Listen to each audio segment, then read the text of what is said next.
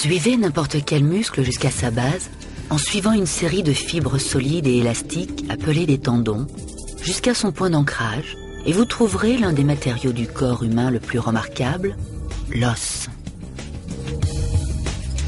Ces merveilles d'ingénierie, au nombre de 206, forment notre corps.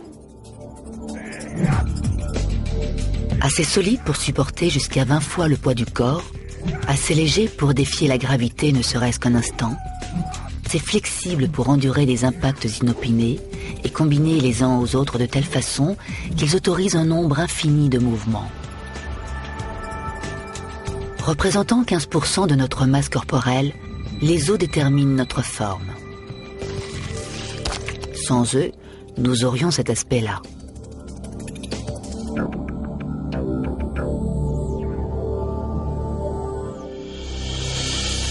Ceci est la première série d'os que l'on a pu observer sur un corps humain.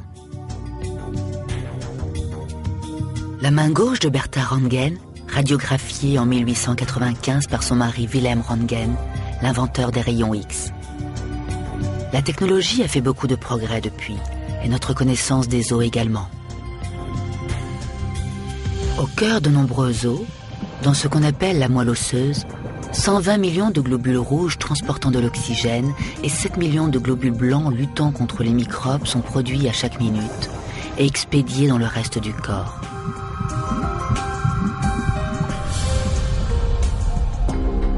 À la surface des os, des cellules fabriquent continuellement de la masse osseuse, pendant que d'autres font le contraire et éliminent les vieilles couches osseuses. C'est ainsi que croissent nos os pendant notre jeunesse et qu'ils restent solides bien après la fin de notre croissance. Si nous ôtons cette moelle, nous constatons que l'os est un mélange de deux substances, le phosphate tricalcique, un composant minéral, et le collagène, une protéine. C'est une combinaison parfaite. Sans le collagène, flexible, l'os serait cassant comme le verre. Sans le phosphate tricalcique, il serait aussi mou que du caoutchouc.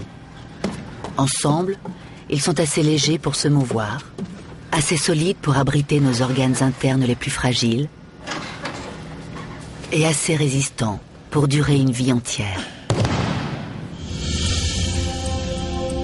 N'importe quel médecin légiste vous le dira, bien que fabriqués de la même façon et se mouvant de la même façon, on ne trouve jamais deux squelettes identiques. Grand ou petit, mâle ou femelle, jeune ou vieux, beaucoup des caractéristiques qui nous déterminent en tant qu'individus survivront bien après notre mort.